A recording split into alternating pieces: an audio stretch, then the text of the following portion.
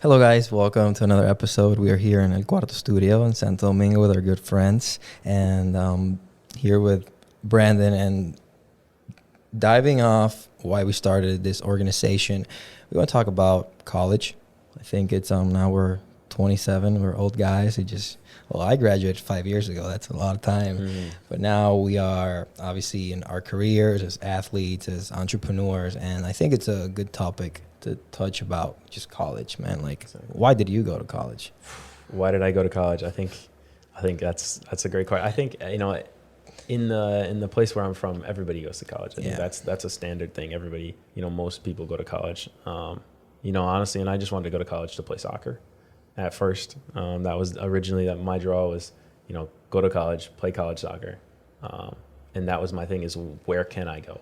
So I start the recruiting process and figuring out, talking Division 2s, 3s, some Division 1s, and then finally, playing other sports in high school. I didn't concentrate too much on just soccer. So I got a couple Division 1 offers, and, I went to Western Michigan University, something that was in my backyard. That was exactly 10 minutes away from where I grew up, and, a great place to go to school that had the school side of things and the soccer side of things too. That great mix. What was your major? My major was I started in the business college, and then I found specifically food marketing. Really enjoyed my major. All the people in it really connected me to the school and connected me to business college, and something that I really enjoyed while I was there. Yeah, well, maybe it was the same. Like, didn't really think of college until I went to Mexico. When I was 16, I got a professional tryout with a team, and they told me, hey, you can stay, but if you stay, you have to leave school, basically. And I was like, man, I'm 16, I had good grades, and I was like, I have to go the college route. And obviously, having that experience of playing with TKO that summer when I was 14, like, I kind of started understanding. But I think it was just, obviously, both of my parents went to college, a lot of my family members went to college, and I just knew it was, for me, it wasn't necessarily in my backyard. It was a couple miles away, but I just knew it was going to be an experience of growth. Yeah. I didn't really know. I was the only one in my class, my high school class, that didn't know what they were going to study. I was like undecided, but I just knew that, taking the leap, it was gonna turn out well. Yeah, definitely. But a couple flights, why Western Michigan? In the cold too. Well, nobody likes the cold until it's the only choice they have. And obviously I got to enjoy the best out of it. But no, Western was just because of my uncle. He was the international director, part of the international department for a long time. And I had my brother, a couple family members that had been there, and they just had really good reference. I liked the academic aspect of it. And I just knew it was going to be not going to a small school in New York just because a lot of Dominicans went there. I knew there I was going to have to be on my own. And what happens here in countries like the DR, if you're an athlete, you're known for being an athlete. So you get into that bubble, but you never actually experience who you are. So when I got there, I was telling you guys, I was walking down that hill my first day of class, 300 plus students. And I was like, wow, nobody cares who I am. Nobody knows who I am. So it's just an opportunity to start off fresh. And I think that for me, that's how it was. Yeah, I think for me, going into college, going into my 4 years with a group of already friends. I can't imagine how you went through that different, because you had some Dominican friends that you knew that maybe went to college there or were older or had been before. But for me, going in with 25 friends, teammates, I was already kind of integrated. So props to you for stepping out. Obviously, a few flights away and into a different climate, a different culture, everything like that. That's amazing. I mean, that's a very tough one that I would have struggled with. And yeah, obviously you went through it gracefully and came out the other side, maybe a little better. Can't complain. Yeah, man. How would you say you got the best out of college? Yeah, I think college, I broke it down into in three categories that you always had to balance, because it was school, your academics, your athletics, and your social. Because if any of those lacked, then all of a sudden, who knows where you would be, and you would struggle. If you just focused on soccer and just focused on your social life and your friends, then your academics would lack. And then if you just focused on your academics, your soccer and your social would lack if you studied too hard or, did too much, like that. So I think, balancing all of that and balancing those three things was huge for me. Trying to figure out exactly when to study, how to study, time management skills, when to, having a calendar was so simple, but like Google Calendar. You needed an agenda just to know when exams were, know when things were due, know when practice was, so simple stuff like that. And you always knew when the games were, because that was the, you were there to, obviously go to school, but you really enjoyed, playing soccer. But, you always knew when that was, but knowing when, things were due. And, I definitely struggled with that my first year, trying to figure out, your classes and your class load and, trying to figure out when things were due and, struggle with some of that. And then over time you figure it out, right? Same thing with you, I assume. Man, my first semester, I almost flunked the class because I didn't know there was a lab on Fridays. But the thing was, I didn't even know where can't remember the name, but there was this one hall. I didn't even know it existed. And it was like middle of the semester, and teacher was like, why don't you ever come to lab? Like, because I got a C in my midterm grade. And I was like, but I was getting good grades and my stuff. So it's just, the process of getting to know what you have to do and when you have to do it. But yeah, it's just, for me, it was all about like balance of knowing, okay, I live in the dorms.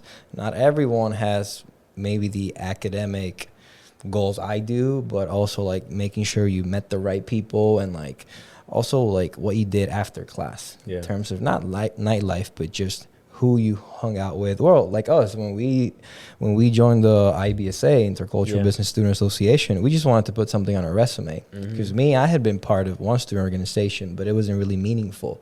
I was like, man, I don't know what I want to do in life. I just want to make sure I learn and I meet new people. So I think that's also a big ingredient. And more for an international student, because it happens to us, we travel and we're so scared of practicing our broken English or meeting new people that we just hang out with people that speak our same language. I remember for me, there were weeks I barely spoke any Spanish because I just hung out with my friends.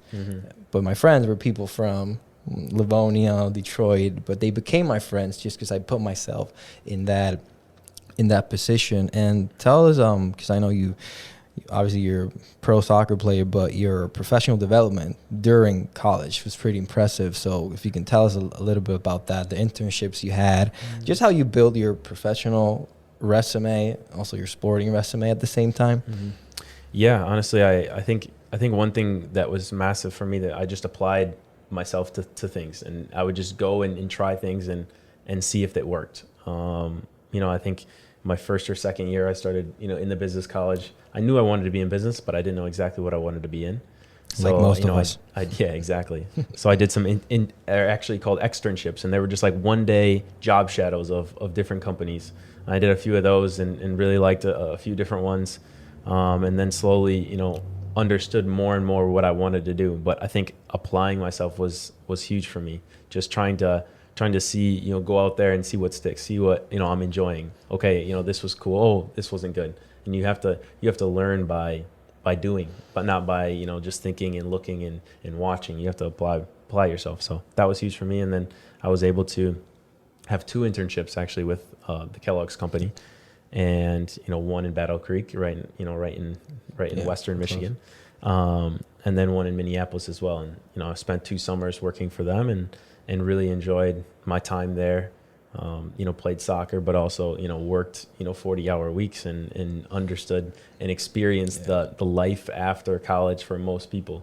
Thank God I don't do that now, but if that's where my path would have gone, then I would have been happy with it.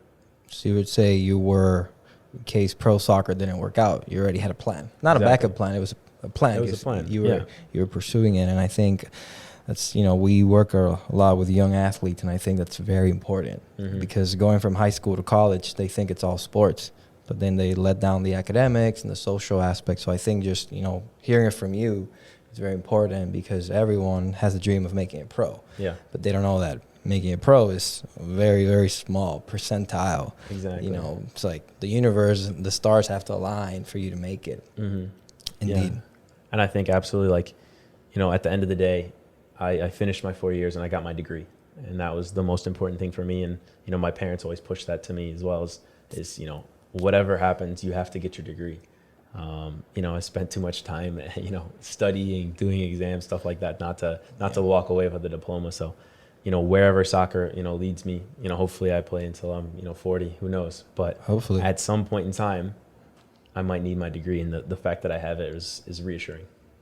it's just a piece of paper at the end of the day, but you just have to make sure what you use it for. Exactly. Because for me, nobody asked me about where I went to college or what I studied, but if I get into a meaningful conversation or business relationship, they ask me just because they want to know. Exactly. But I think there's people that define their worth or where they want to go based on their degree.